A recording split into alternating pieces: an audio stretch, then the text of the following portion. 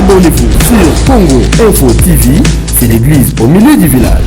Ragdek Cyprien Mdena Lubaki au sommaire, président Fachi, président de la République, Azalaki Bongo na Londres, où il peut adresser un message devant la diaspora, où Bazalaki Wana yo, message Wana ya président de la République, au Monaki Ondé Ninitan, où peut à Lubaki non, Azo connaître moi bâton dans les roues, bâton dans les roues, ça va ministre, monsieur peut besoin de souffler, bazo boya que bamakanisinyon surtout action sur la chef de l'État et koka ko salemela na ndenge lobani parce que bato wana pe baza manipuler quelqu'un non pas na bato babenga soi-disant ya mokili mais autres na soi-disant pasteur soi-disant chantre, donc c'est à dire le corps, le soi-disant corps du Christ ne nous buzoba et ça signe attend de la fin na oka tarote very strong na na le remuru. Pourquoi Azarias Roubé-Roi il a eu raté poste depuis la mouzeti le moutouana poste raté gouvernement et comment se succéder à 1000 Yazalak avec quelle intention, avec quel but, avec quel moule Mouzé Azalaki Kabila Azalaki Fachi Azali Soussou avec quel boule Azarias Wana Ayakara na James Kabarebe. Ce n'est pas dit que parce que ça, soi-disant homme de Dieu, qu'il faut se permettre tout et n'importe quoi. Cette fille-là, Eliane Wana, à sa folleté, le Babylone Guana, elle n'a rien inventé, il n'y a pas de fumée sans feu. Et puis là, on comprend pourquoi à l'époque, il y a Baongue, Babylone, ils ont raté. Ma frère Patrice, ma couple boulot, ma bêtise, elle a raté. Mais je vous dis la vérité. Non. Félix Antoine Tshisekedi, ce n'est pas un homme d'État, je le réalise. Il est venu au pouvoir sans maîtriser Bamilo Rebelli. Il faut avoir... Quand on vient au pouvoir, on ne vient pas comme stagiaire au fauteuil présidentiel. Il faut qu'on y ait il faut avoir une idée claire, une vision de la gestion de la chose publique. Il ne peut pas se plaindre aujourd'hui pendant qu'il sait qu'il a le rôle de figurant. Il le sait. Figurant par rapport à nous parce que nous sommes en train de faire une belle émission. Monsieur le journaliste, s'il vous plaît, nous sommes en train de faire une belle émission pour garder le même tandem. Faire analyse et belé. Na côté en profondeur et belé, na comprendre beaucoup de choses. Kagame, c'est le vrai patron. Kabila, c'est le maçon. Fachi, c'est le béton. En fait, c'est vraiment pas un béton, mais c'est le carton. Et quoi attaquer Moïse Mbiye, image bimi. Ça veut dire que ou bien Moïse Mbiye abimisi ou bien proche à Moïse Mbiye ne abimisi image wana.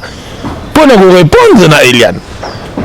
Bon, on a des bêtises comme une attaque na soi-disant corps du Christ. Psycho, on le met là avec n'importe qui. N'importe qui pour faire du mal aux autres. N'importe qui et comme il est intouchable, comme il y a l'église, il y a des généraux, des colonels, hommes d'État belé, il peut tout se permettre. Côté lui, le gars m'a pas ôté. Mais ce qui est ma Kofi, histoire à péter, on a fait une belle erreur de suivre ce monsieur-là. Ce n'est pas un homme d'État.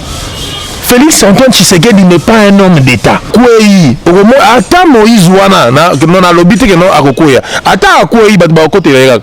Zo mususu comment il s'appelle? Comment il s'appelle? Lesi Denis Lesi. Hein? Zo na okimo malil na gauche. Au moment donc Zouane dit bakanga ya kena dossier moko boya ba yo yebika. Ya ba escroquerie. Mais à quel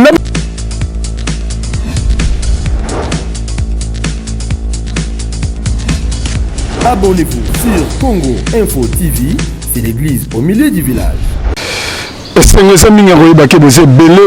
histoire avec Didier Nzita, very strong humble serviteur Nabino, émission Yobotala Kabongo na YouTube, sur BT7-Info TV D et Sikawapi, Tozalaka Mobimba.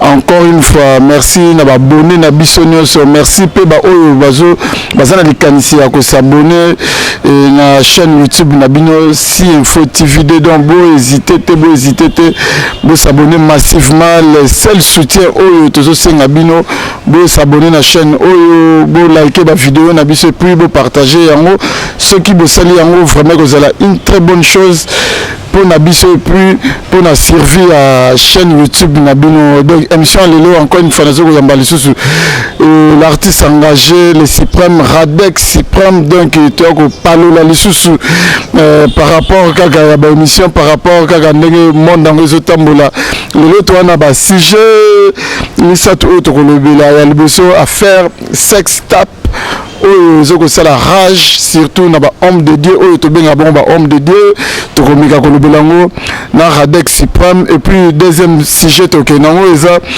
message à président de la République na niveau à Londres devant la diaspora, donc to komika peto ba Radex Suprême par rapport à message joana azo kanisani et pourquoi pas na titre oyo azo ko lancer na marché du disque. Donc à lobby lelo vraiment zo bima na plateforme no sur la téléchargement et za bongo titre nango za le président a été nommé.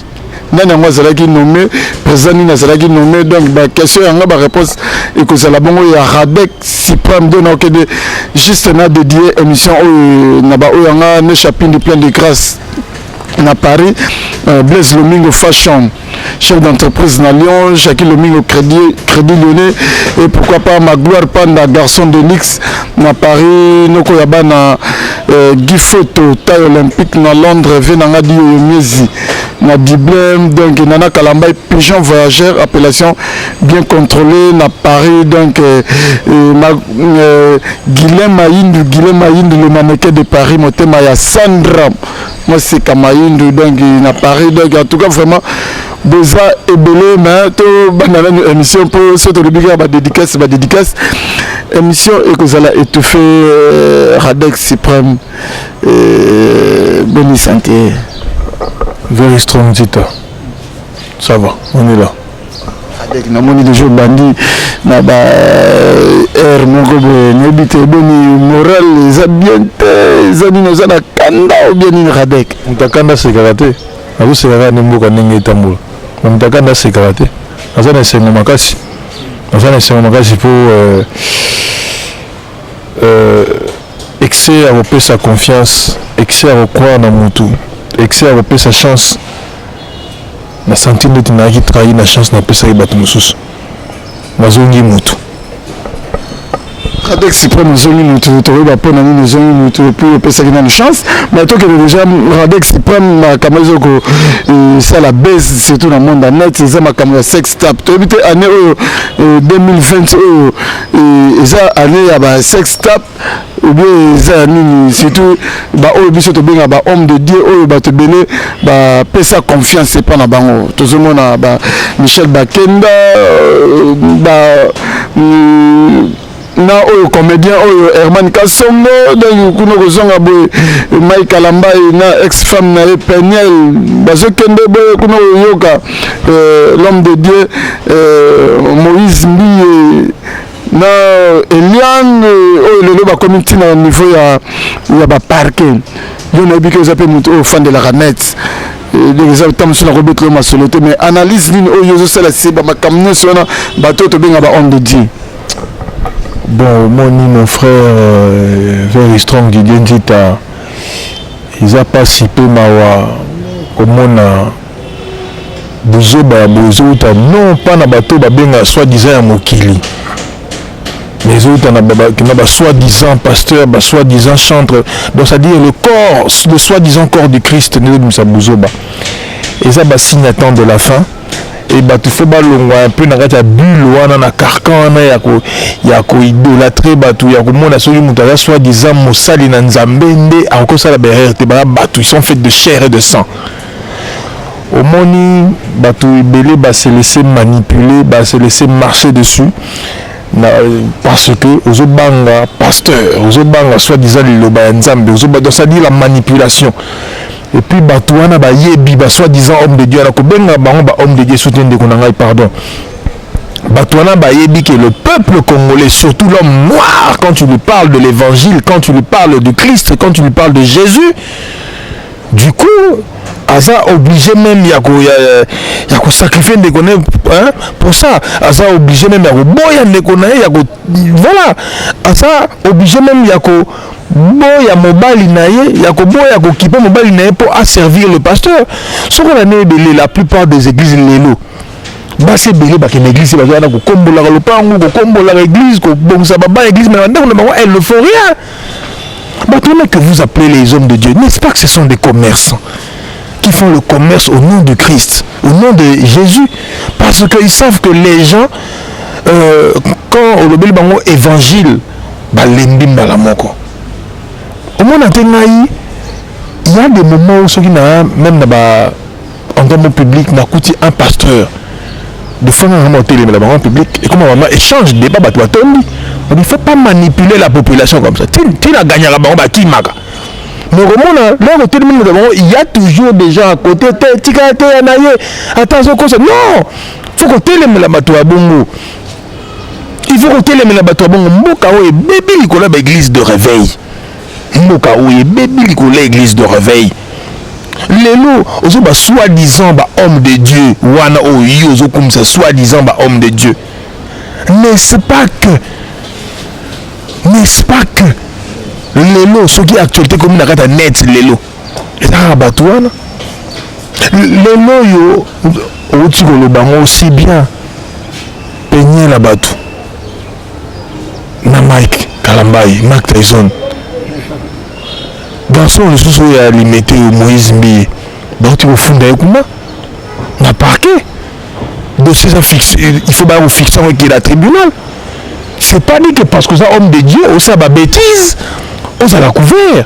C'est pas dit parce que ça soi-disant homme de Dieu, on commettre la gaffe, on a la couvert. Et ça dit, ce n'est pas dit que parce que ça soi-disant homme de Dieu, qu'il faut se permettre tout et n'importe quoi.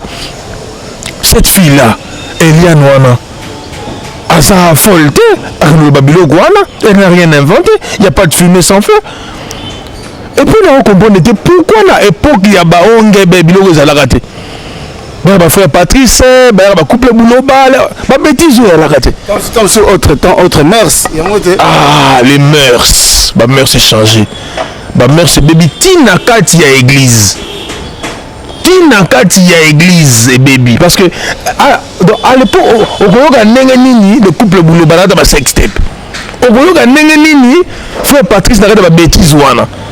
Et le public aime ça. Le public aime se faire manipuler. Le peuple. Il y a un bisso. Barol n'a toujours à éveiller la population. Le réveil, si tu as ça fait combien d'années aujourd'hui que non, tous les lots, tous les bêtes à 7. Mais je suis content que non. Même le pasteur Moukou n'a pas commis la mouka. Il n'a pas commis la mouka. Donc, Moussalo, c'est au salaki. Et comme il peut se fruit. Les musiciens vont dénoncer. Là, peut-être bisomoko. Ça, c'est une bonne chose. Mais tu as faut attaquer na souka. Zoa siko fi wana Eliane. Pourquoi la image wana ebimate oya yeto comme on a nu. Alors ça makambo bino so bomoni. Pourquoi on est attaquer Moïse Mbiye nde ba image wana ebimi. Ça veut dire que ou bien Moïse Mbiye abimisi yango ou bien proche à Moïse Mbiye nde abimisi image wana. Pour nous répondre na Eliane. Donc on a des bêtises comme une attaque na soi-disant corps du Christ. Parce que là le bagi magama Moïse de image ebimaki. Là le magama Moïse ne image ebimiki peut-être aussi maso ba nenya so ba nenya mo monaki. Moi dans le belango zate. Yo mais mo monaki magama onenge ba na koleka. parce que Elian Nango a salé en côté pour rappeler à un impact pour Penel Lolo Batouba Lobele par rapport à Mike Kalamba et bon Elian peut en soi Monia Yono à salé le Corona peut-être pas les salé comme Moïse Mbi Konangai yo vraiment fan ma bonne na veille strong aussi à image no bimisa na rada net bo eniga bon na ebiga master no mususu pe no yo ebiga sema momi apoto bani pesa image banini abimisi mais nenga na ebeli yo nebe na moneli fi wana dans limite que non mutu ye moura ba fani ga bozi imaginer ni atina internet on gagner combien soka na posa nango akokende koluka ba réalisateur a film porno bazana kin baali to yebi bango alors no tourner la film est-ce que Moïse Mbi Mike Kalamba est-ce que ça peut na main noire mon côté batmo baniga peut-être va salir sur bango va même sa réputation na bango tellement ba mon peut bazana impact na bango, il faut qu'on se le dise. Moïse Mbi na kin awa aza n'importe qui te église na ça la plainte libana peut-être bango na bango ne peut ba la guerre na bango ba salir kaka image ya cité Bethel to ya Moïse Mbi Psycho, on le met là avec n'importe qui. Bato besko ba mo bomba la sima ba ki n'importe qui wana pour faire du mal aux autres.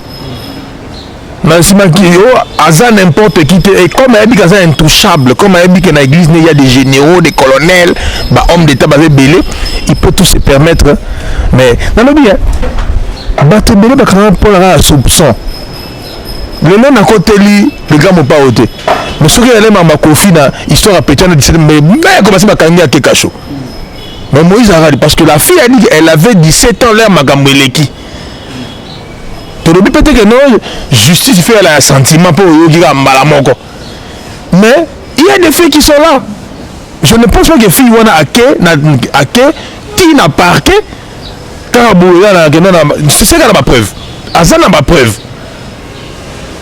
Mais ata akwei ata Moïse wana na lobite que non akokoya ata akwei bat ba côté là zo mususu comment ça s'appelle Lessi Denis Lessi hein zo na okimo malili na gauche au moment donc zo na die bakanga ya kena dossier moko boya ba yo yebiga ya ba escroquerie. Mais à quel moment l'église n'est à convaincre que voilà des gens qui sont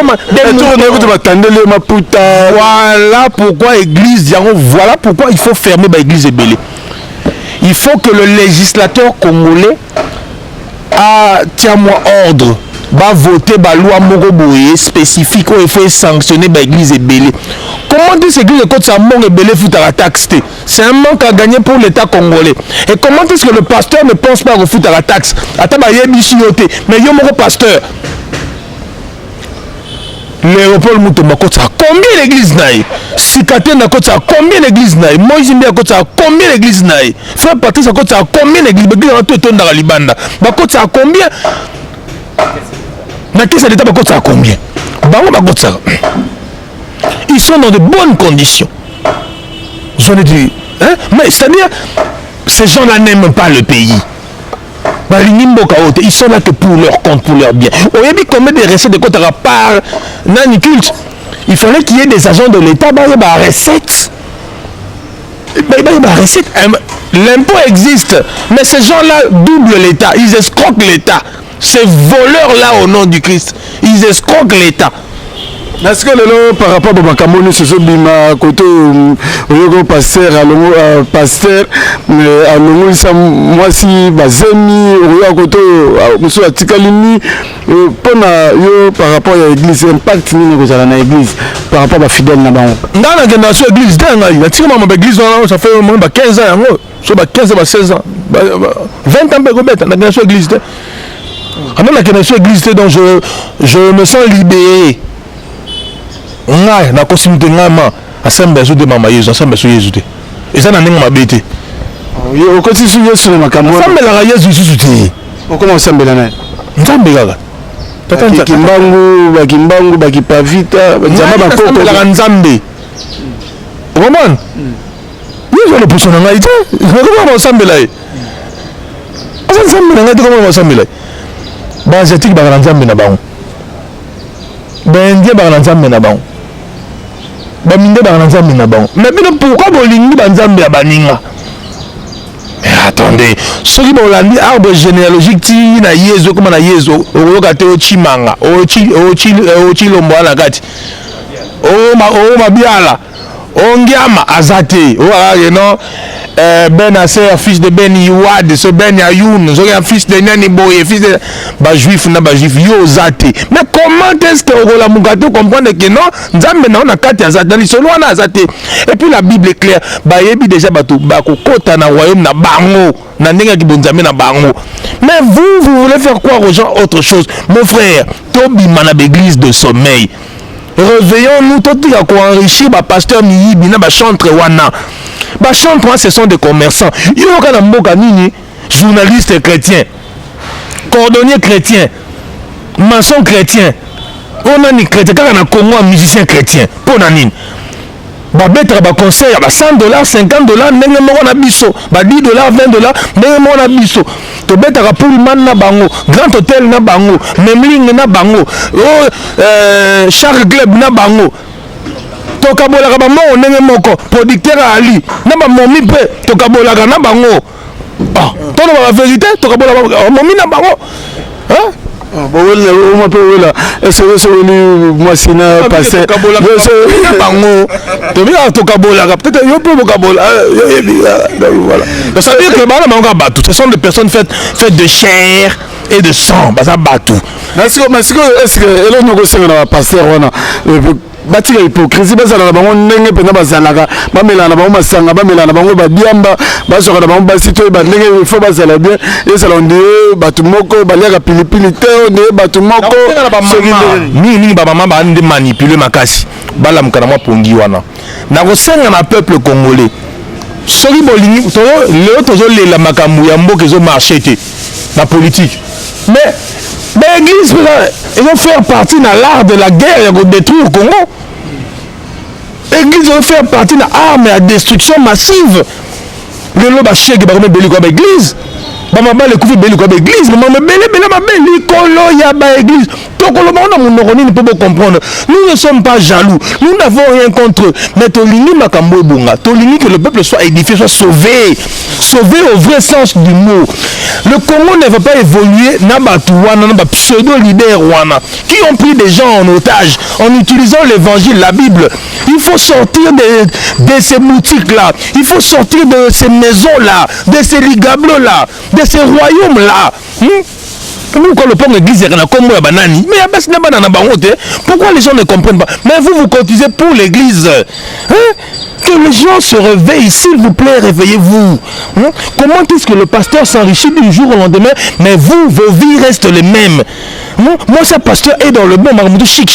Comment on l'a dit qu'on a couvert, vous remplacé qu'on a accepté, et sa fille, non?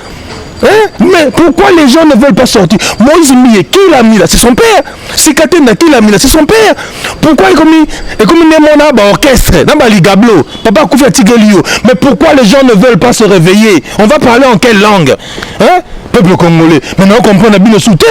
Nous comprenons bien le soutien.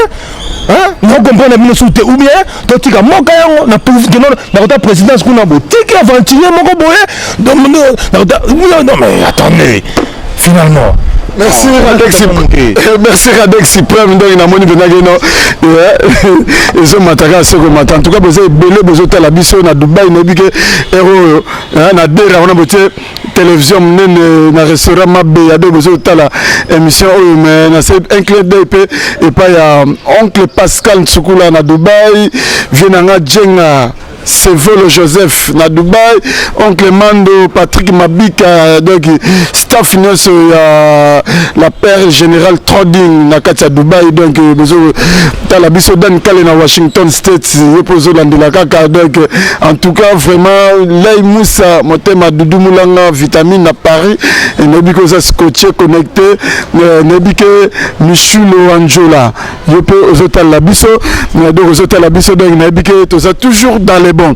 Radek Suprême de Nalobaki au sommaire, président Fachi, président de la République, Azalaki Bongo na Londres, où peut adresser un message devant la diaspora, où Bazalaki Wana yo, message Wana ya président de la République, au Monaki on est temps où peut à l'Ubaïke non, Azo connaître moi bâton dans les roues, bâton dans les roues, ça ministre monsieur peut besoin de souffler, bazo boya que ma canissinion surtout ba action sur la chef de l'État et que ça le mélange ndenge le ngobani parce que batuana peut baza manipuler quelque part ba limite donc le ba quinquennat ya Fachi et ça la réussite quoi. Non mais écoutez, d'abord Fachi c'est un usurpateur.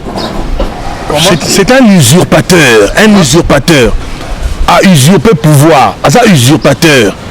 Tout le monde a manière qu'on ça fait au départ. N'a pas ça qui est chance. N'a Radek suprême, le guide suprême. N'a pas ça qui est chance. Mais j'ai compris que c'est vraiment infigurant. Que Fachi arrête de nous faire croire qu'il va changer la situation de ce pays. Je réalise après analyse, après étude, après investigation, je réalise que on a fait une belle erreur de suivre ce monsieur-là. Ce n'est pas un homme d'État. Félix Antoine Tshisekedi n'est pas un homme d'État. Mais je vous dis la vérité. Non. Félix Antoine Tshisekedi, ce n'est pas un homme d'État, je le réalise. Il est venu au pouvoir sans maîtriser Bamilo Rebelli. Il faut avoir... Quand on vient au pouvoir, on ne vient pas comme stagiaire au fauteuil présidentiel. Il faut qu'on y ait il faut avoir une idée claire, une vision de la gestion de la chose publique. Il ne peut pas se plaindre aujourd'hui pendant qu'il sait qu'il a le rôle de figurant. Il le sait. Figurant par rapport à nous parce que nous sommes en train de faire une belle émission. Monsieur le journaliste, s'il vous plaît, nous sommes en train de faire une belle émission pour garder le même tandem. Félix Antoine Tshisekedi, je vous dis la vérité. Ayebi est l'autre côté à Makamazosal. Il ne maîtrise pas la politique. Il est très mal entouré. Il ne maîtrise pas la politique. Moi, j'ai cru, je lui accordais une certaine chance, une marge. Il y a chance. Mais j'ai compris que je me suis totalement leurré. Et tu as même vu, là, le discours Naewana, devant ma fanatique dire que les Rwandais sont des... Non, les Banyamulenge, oui, les Rwandais sont des Congolais. Félix a étudié où? Apparemment, il ne maîtrise, ou bien il n'est pas intelligent, soit il n'est pas intelligent, ou bien le rôle qu'on lui a accordé de figurant,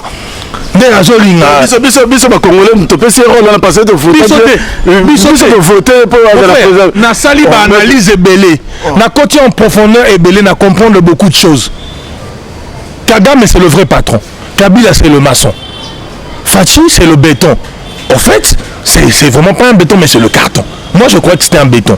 Mais je te dis que comment on peut se permettre un tel discours au moment où tu as dit que Rwanda na RDC et Zambutu à Beni on tue.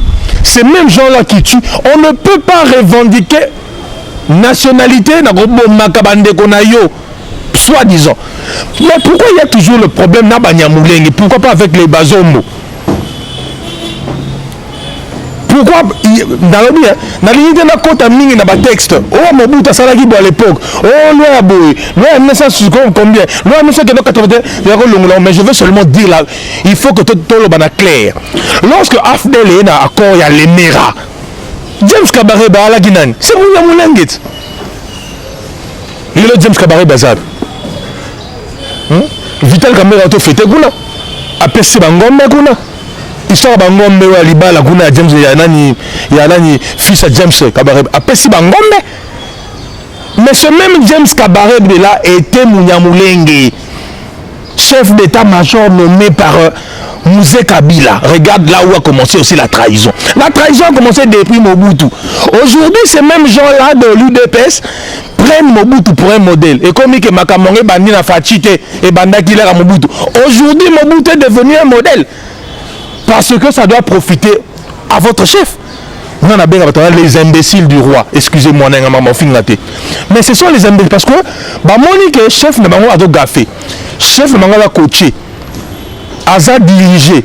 azala coach mutu alobi ke no so amoni ke no baoteli ya bâton baloro akodissoudre parlement yango mpe question le pouvoir Fati ayebi ke aza na pouvoir te ya kodissoudre alobaki yango mpona nini so ayebi ke akokoka te Fati amutu a sentiment so amoni bato et en plus un président de la République ne se comporte pas comme ça ya kofinga finga o kombataba o nyangala kata il veut alingami pesa ok ezosopaye Fati doit nous parler politique, doit nous prouver que Ayebi Makamado Sala, depuis que Fati est au pouvoir, l'élo, échange comme na combien 174 000 francs pour $100. Je préfère encore Kabila. Bien que Nalinga Kabila, mais je préfère encore Kabila. La situation est devenue grave, extrême. Fati Bassim, c'est maman n'a touche à regretter. Même si on a 2023. Ceux qui ont recommandé à moi chance. Mais c'est maman na touche parce que stratège ayebi makamba sali Radek suprême parce que le belagon ni ntango mona ke no président Fati soka eza libanda omona zo le baquet a redéboulonné c'est que pe à libanda alobi ke no bic rouge ba misuto balobi c'est bic rouge on pesa na encre to yebite balobi ba soki na mboka na nde makambo lo libanda na mboka pena lo bango te ebisio Fati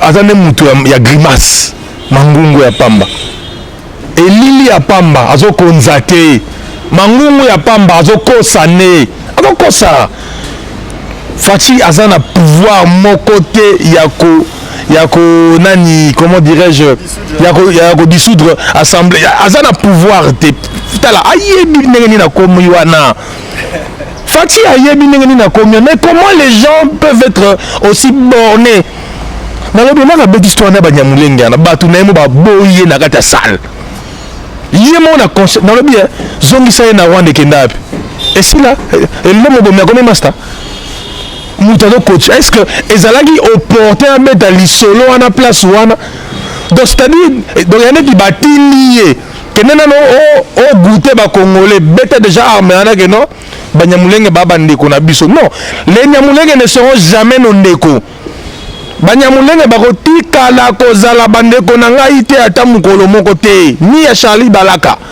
ni ya Yo Very Strong ni ya Stopira bakozalaka jamais bandeko na biso. C'est ça la logique ndeko na ngai hein monsieur le juge, c'est ça la logique. Donc Kabila doit partir avec Félix. Kabila fa kende na Félix. Akende déjà c'est akende afandi na ye moi ça mama Kabila. Ba jeo ya mama Kabila. Akoza la paix azali non ça yebi na yete na lobi hein. Ndeko na ngai président ni na Congo somona ya beti masulu. Il y a que comment il s'appelle Moussé Kabila. Il a créé Babiloko Banyamulenge Isusu et la Muki. Mais n'a Mobutu elle a déjà. Bisengima na ala na na Mobutu. Dans batongo bango wana.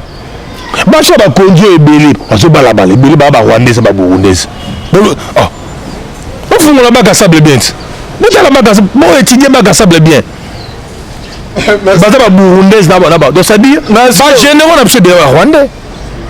Ba bomba ni na Kazakh ya Banyamulenge. Ba vrai congolais ba zo liquider ba on. Ba bomba ba généraux na biso na ningo sala te ba. Hein? Esa stratégie à balkanisation. Il faut préparer les gens psychologiquement. Il faut chercher un idiot utile à utiliser. Bah et puis mutoa kana mo batwa dibo ina biso ya kana no bon au pouvoir. Mais quand on beta bango logo pour ba yokela pour na côté kuna déjà là ko beta que notre ba partenaire na yo hein et puis ça va bien. Bon na côté qui partenaire c'est si beta siko na côté ya au benda ba Rwanda ba commander ti ba comment ba na stratégie à côté na Kivu processus ya balkanisation mais si ya wana bandit toza bandeko là to tia mo ba koti to bali to boti na bango ale ba changer face et puis ça biso ngamu na biso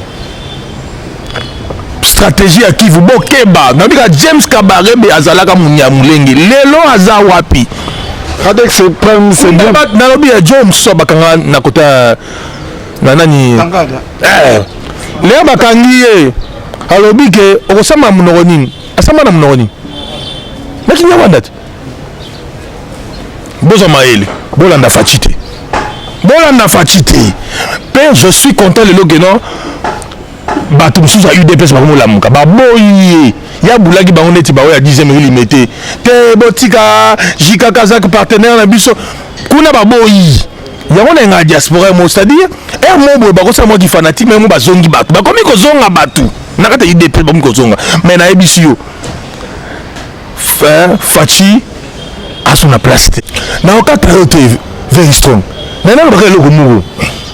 Pourquoi Azarias Roubaix-Roi il y a raté poste depuis la mouzeti l'homme Moutouana poste raté gouvernement et se succéder à 1000 Yazalak avec quelle intention, avec quel but, avec quel boule Mouzé Azalaki Kabila Azalaki Fachi Azali Soussou avec quel boule Azarias Wana Ayakara na ba James Kabarebe Barotu et qui ba Nyamuleni Masane James Zonga na Wanda yesko osala ninya et ba jeune na bango ba généraux ebele baba ebele ba Nyamuleni ba tondi wana ba sénateur ebele donc ça veut dire que les stratégie il y a occupation les stratégie il y a infiltration les stratégie il y a balkanisation nalobi ya balakate nalobi ya balkanisation.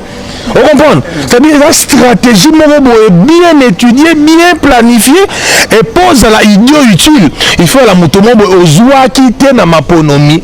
Peuple alina qui yote, il faut qu'on utilise zoba ya bon. Il faut qu'on utilise l'idiot utile pour faire le sale boulot à votre place. Puisque ça passe toujours là, moi, je suis voilà, il faut utiliser l'idiot utile. Le valet, le sous-préfet, il y a Rwanda na Congo. Parce que le préfet c'est Kabila. Le préfet du Rwanda au Congo c'est Kabila. Le sous-préfet Aza. Radek Suprême, obligé de l'autre chose, comme ça. Parce que effectue à Rwanda. Parce que Radek Suprême, Azalaï Pena pro-Fachi, mais l'organisation, ils ont par jalousie, Kanda, peut-être Siraka, les locaux, les locaux, les coquilles samite, Namon Hotel Sili, Fachi Mandouki. Fils à papate. Tout ce que j'ai conquis dans ma vie, tout ce que j'ai eu dans ma vie, je l'ai conquis. Je me suis battu pour ça. Mon père ne m'a rien laissé. Au moment, tout ce que j'ai fait dans ma vie, je l'ai gagné à la sueur de mon front. Là, dans ça, ma kala na zamba. Ma kemba na baleinière pas et moi 10 000 $, côté moi 8 000, moi 5 000, tapez moi 100 francs côté. To kaboli papa TV zozo bunda moi ndako futa ma chikabana. Moi je n'ai pas été à Ibiza, à hôtel Sogi Saint-Nini, à hôtel Sogi Nini, to sali cop mo ba trahir Congo. Non.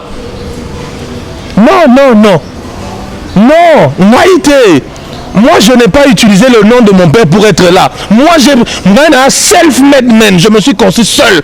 Et c'est comme ça qu'il faut enseigner dans la génération actuelle et future. L'homme doit se construire seul. Au moment, le Congo est souffert parce que nous avons les dirigeants que nous méritons. Comment se fait-il qu'un étudiant n'a géré dans la vice-président de l'Assemblée nationale? Mais Seigneur, sois quand même sérieux. Sois quand même. Dans la place, il faut l'élite, mais il faut diriger. Kaboul est comme élite depuis quand? Vous savez ce qu'on appelle l'élite? L'élite, c'est l'élite qui doit diriger la masse, les intellectuels. On ramasse pas n'importe qui pour en faire président, mon Dieu. On ne ramasse pas n'importe qui pour en faire. Mais Radek, ils appellent la classe moto, comme président de la République. Discours, gens qui ne jugeaient pas la Bible, pasteur, comment profiter. Les discours, il est dans la politique. Oh, ça, les logonines, non, on ne fait pas les choses comme ça. On ne fait pas les choses comme ça. Moi, je suis donné Fachi, croyant qu'il va bien faire. Mais une année, justement, une année c'est amplement suffisant pour voir les retombées. Dollar, le comme combien? Il aura relié le comme danser et comme le luxe, maman relié. Soso, ngala dama soso mingi. Il y a qui na 4000, na yabi ku prix On a un shop. Et il y a 4500. Comment? Le lot de tout la sauce. Cuisse de poulet le kilo. Et il y a 3600 francs. Demi-kilo, il y a 1800 francs. Le lot de demi-kilo, il y a 4500. Au moment, il y a 4500. Et le lot, il y a 6000. Vous comprenez? Et Colomali, tala, naïebi makamute parce que au moins nous avons la vision à me refaire par calcul. Lui par 200 grammes. Fatia est bien noté parce qu'il n'est pas en contact avec la rue, il n'est pas en contact avec le peuple. Contrairement à ce qu'il raconte, le peuple d'abord est comme le ventre d'abord. Muka jiman se balwaku. Tuti banga tabuka lenga lwaku. Tosi pouvoir boya. Tu vois, ça ne peut pas continuer comme ça. Le pays doit être dirigé par une élite responsable, vraie, intellectuelle. On ne ramasse pas n'importe qui dans la rue. Il faut que ça cesse. Nous avons soutenu quelqu'un croyant que le mal nécessaire. Avançons.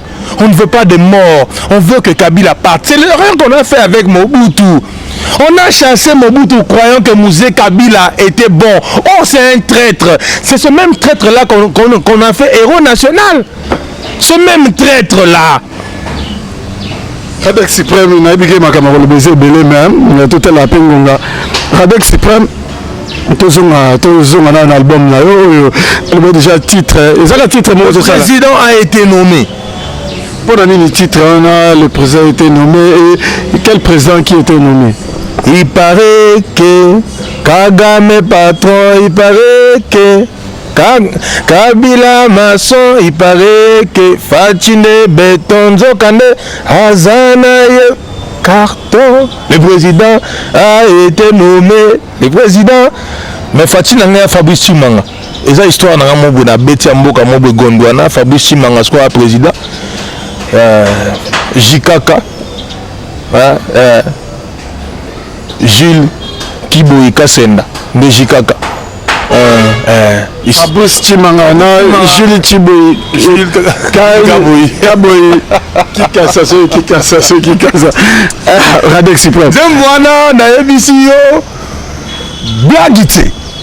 Vitesse mozo na onde moke na YouTube Radek Suprême Kota. Tu tiens en ligne dans une heure du temps pour on a la WhatsApp qui répondant. Base tout à Paris, à Bruxelles, Bengi, na ba combattant sur bi ah ba combattant oh il y a eu des ah Radek on a raison. Là on tente au boya qui na côté on a passé tout monde a dit comme kumbela ne mo lobela ina en vérité. Radek Suprême. Osomo ça va 210 jours au sala na aner. Au ligne zonga les choses. Que au moni on na yo keli nzembo on a déjà na zomona nzembo na habité ce qui ayo beta ta susu na ba Angleterre na ba Irlande ko beta po nzembo on za matumbo lebela. Te matumbo te la vérité. Fabrice Chimanga Fachi wana a géré na bien te moka wana. To go mbaete. Fabrice Chimanga. Non, ça dit quoi? Dis-moi, on est fait bêta. Attends, au boy, na yo yango. Mais na YouTube est bêta. YouTube l'équipe à tout landa. Dans le bureau, c'est 210 jours bêta na anera. Mais ça m'a comme papa, ça te est pas tout fait la moga oyo. Ça te va genre te artiste yo, a ko sabaka ngaye, a créer ba buzz, ba polémique. Ce que je fais, j'assume. Nana ça artiste que no ba rappeur engagé a que no luka Martin Fayulu za gaz a que no luka soki nani a que luka Moïse Katumba za gaz acte Nana on ngai na za énervé na rajeté na za mutu mota ça makambu pona à se vendre quoi que ce soit. On m'a rien promis et je n'ai besoin de ne rien recevoir. Parce que je gagne bien ma vie, je m'habille bien, je roule bien, je mange bien, mes enfants sont bien scolarisés, je vis bien. Na mutoki na ngai na liaka na mutoki na ngai mutoki ya cop te ya deal politique te ya koboma mboka te ya kotrahir mboka te. Le peu que je gagne me suffit.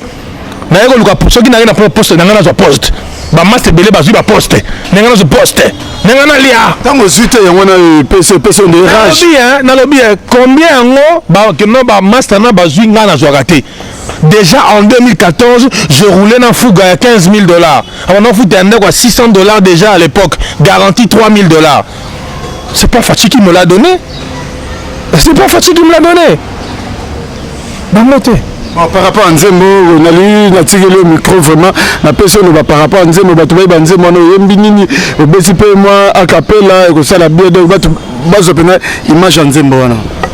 Baye kalamota ba viva na bela zalaka noteka pizza tenaka te bakeka na YouTube bakeka na YouTube parce que on a yemba na go bebsa moi goût bakeka na YouTube donc le Radek suprême abunga ki muke bato beba bi Radek ale Radek comme na kinga kati Radek te tona ba ogive nucléaire to bandako bomba ba orgue de Staline to bandako bomba ponga soki na beti tous les rappeurs engagés sur la muka. Na ba o batiki rap ba ke par opportunisme na politique pour ba réussir na musique ba kozonga. Ponga na kenaki na politique non pour na tika musique. Et belé ba ke na politique pour esimbiter na musique ba ki cop, ba i calcul ba se positionner. Mais Radek suprême, je suis en politique pe na musique na o connaît ko beta ba ogive nucléaire. Ngana zana pour servir peuple. Ngana moi na musala na boy ya population. Si ça ne marche pas, il faut na loba, il faut na téléma. Na on continue à te que non ko liaka na ko na ngai, ko ke ne ba bilanga na nga plantation na nga bazamba na ngai kuna entre temps, mon peuple meurt. Je ne suis pas là pour gagner seul, il faut na gagner na peuple. Quand le peuple ne gagne pas, à quoi j'aurais servi? Pour ba remettre à l'isolo. Pour les leçons histoire le rappeur engagé, on parle de Radek. Les autres viennent après. On parle d'abord de Radek. Donc, en tant qu'image, en tant que symbole, en tant que l'icône du rap engagé au Congo, incontestable et incontesté, il faut se dire la vérité, je dois reprendre le flambeau et que ben d'abord qui n'a pas tout Lexus légal, Marshall Dixon, et tout de ce mouvement, tout qui n'est pas liboso, tout bande la moussala. Tout bande la moussala. Les qui n'ont pas Lexus légal, les qui n'ont pas musique, il faut comprendre que la place n'est pas à la photo de Martin Fayoulou. À son rap engagé, on a appelé ça qui ligne. Vous comprenez? Moussala fait qu'il y ait des bons mots. Les sons. Vous avez un problème particulier dans Lexus légal? On a une belle histoire à Moïse Mbi, on a un problème particulier dans Moïse Mbi. Non, on a un combo, on a un Nzela. Mais il y a des choses en Nzela, on a un Lexus légal. Non, bien. Dans la musique. L'air abundi a édifié un échec. Ce qu'on a dit, il faut avoir le sang de vainqueur. Ceux qui ont la musique, beaucoup sont venus là par opportunisme, par photo, pas à Kangi à Facebook. Moi, j'ai 2 ans. Je te prie à témoigner dans les canaux sous bleu en haut, mais je suis toujours le même. La rue me connaît, la rue me respecte, le combat me respecte, le combat me connaît. Diaspora, tout est comme nous, d'accord. Regardez comment on diabolisation. Donc, Radek Suprême à Zongi, plus 243 81 42 45 186, c'est mon WhatsApp. Donc, là, ça qui était. Na sala na qui beauté donc so commune na mbito sololi je peux te reçoire to swani mama moka c'est là qui charisme té mama Congo blague à la on ne blague pas avec la République na mingi na peut soutien na bino le président a été nommé zobima na YouTube na chaîne na Radek Suprême abonnez-vous massivement na chaîne wana bokabola banzembo zana na ogeno oyoka pétition bokotima na chaîne na YouTube botali tali banzembo na betu bali sola parler du peuple ali le président a été nommé ezali bokende koyoka ngo na yoki sango akomi boy nzoka ndefa chi akomane boy mwana mwenye kati akora si nyaguna za nini kosa leta pongi ya babebe bafana kuti si bome sanite de muluvanta zana lokoso ya pouvoir c'est mama dédicace na kijabokonzi na sekina kangami panzi il paraît le peuple d'abord et comme le ventre d'abord pouvoir et outils Merci Radek Suprême. Donc, moi, ma dédicace c'est la bien. Non, mais King George Aboubakar, mon bro, à partir de London, c'est ton frère Radek Suprême, politique, musique. Donc, qui est politicien, c'est Donald Trump. Radek président, peut-être en 2023, c'est Donald Trump. C'est Donald Trump, kaka. Aux affaires. On va aux affaires non pas pour nous enrichir, non pas le que non,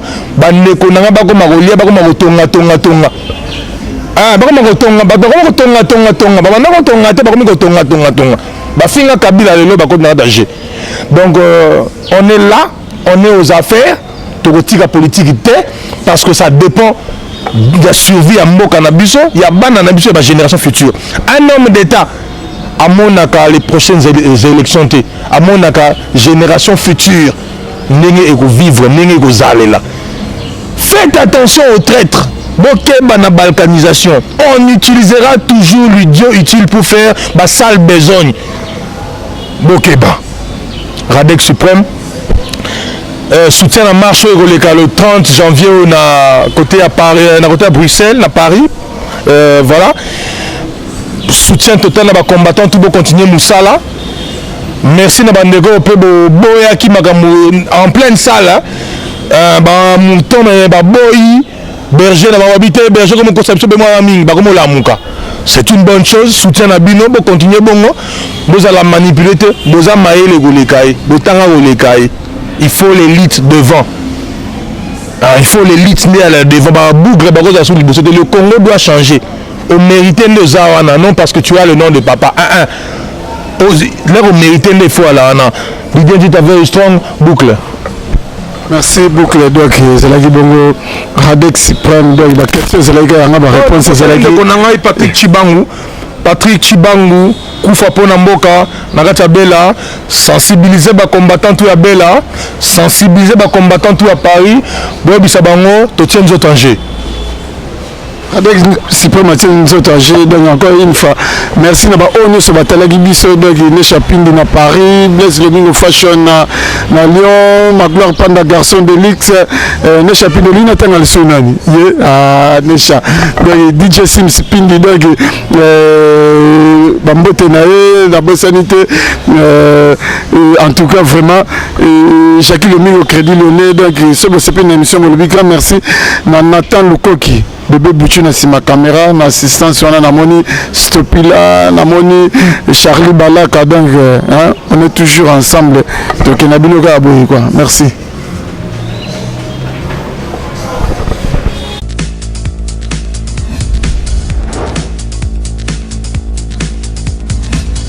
Abonnez-vous sur Congo Info TV, c'est l'église au milieu du village.